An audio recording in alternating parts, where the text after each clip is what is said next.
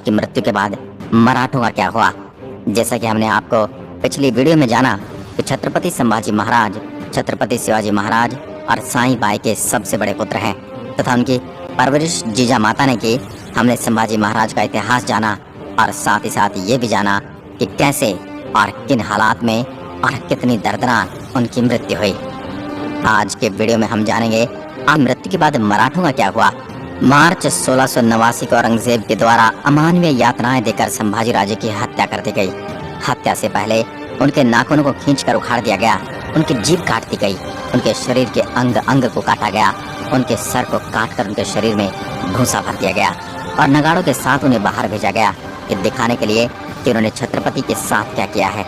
हमने मराठों को कुचल दिया, लेकिन इसका परिणाम मुगल साम्राज्य को बहुत बुरी तरह से भुगतना पड़ेगा। ये बात औरंगजेब नहीं जानता था। हम बात कर रहे हैं संभाजी राजे की हत्या कर दी गई है। तब मराठों की राजधानी रायगढ़ में क्या हुआ। रायगढ़ में इस वक्त संभाजी राजे के 7 वर्षीय पुत्र थे जिनका नाम था शाहूजी। शाहूजी संभाजी राजे और येशुबाई के पुत्र थे और इस वक्त संभाजी राजे के भाई राजाराम का राज्याभिषेक किया गया था सन 1689 में और उन्हें अगला छत्रपति बना दिया गया। थोड़ा और अच्छे से जानते हैं। छत्रपति शिवाजी की पत्नी थी साईं बाई जिनके पुत्र थे संभाजी और संभाजी के पुत्र हुए शाहूजी। वहीं छत्रपति शिवाजी की दूसरी पत्नी थी सोयराबाई और उनके पुत्र हुए राजाराम। संभाजी राजे के मरने के बाद राजाराम को अगला छत्रपति बना दिया गया। इनका शासनकाल 11 वर्षों का रहा, सन 1689 से 1700 तक। लेकिन जब मार्च 1689 में संभाजी की मृत्यु हुई थी तो मराठों को कमजोर समझकर मौके का फायदा उठाते हुए औरंगजेब ने जुल्फिकार खां के नेतृत्व में मराठों की राजधानी रायगढ़ पर कब्जा करने के लिए सेना भेज दी। और जब मुगल सेना आई तो मुगल सेना के बालक शाहूजी और उनकी माता येशुबाई और कुछ अन्य लोगों को बंदी बना लिया।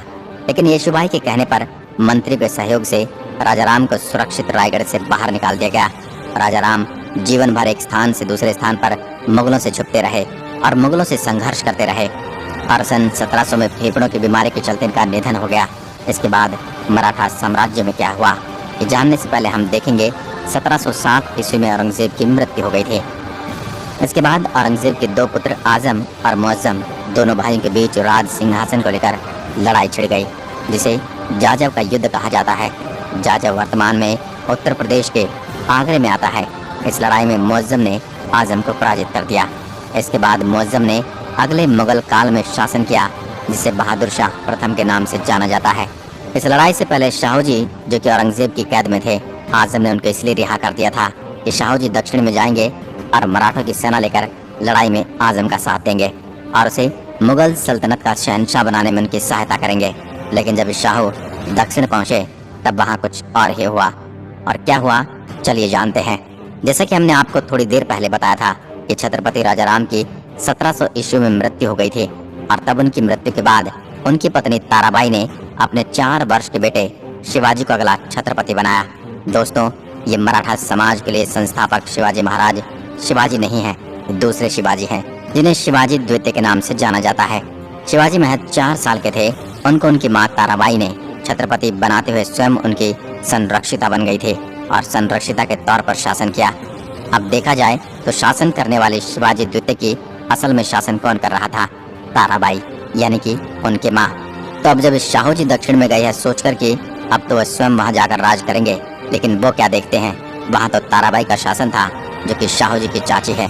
तब उन्होंने ताराबाई से कहा कि अगर मेरे पिताजी की हत्या नहीं होती तो यहाँ का अगला शासक मैं होता और इतिहास के हिसाब से देखा जाए तब भी राजा का बेटा ही राजा होता है।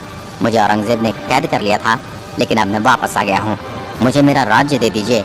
लेकिन ताराबाई ने राज्य देने से मना कर दिया और तभी उन दोनों के बीच युद्ध हुआ सन 1707 में।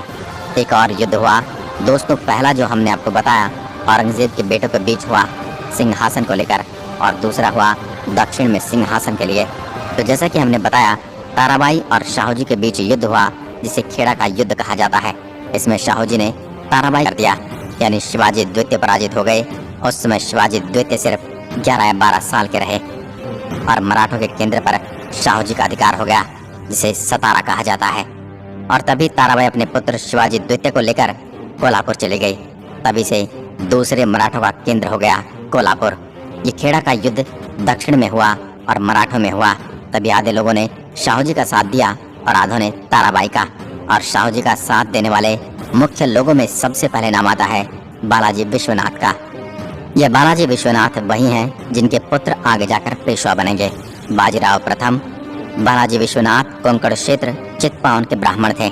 इन्होंने शाहू जी का साथ दिया था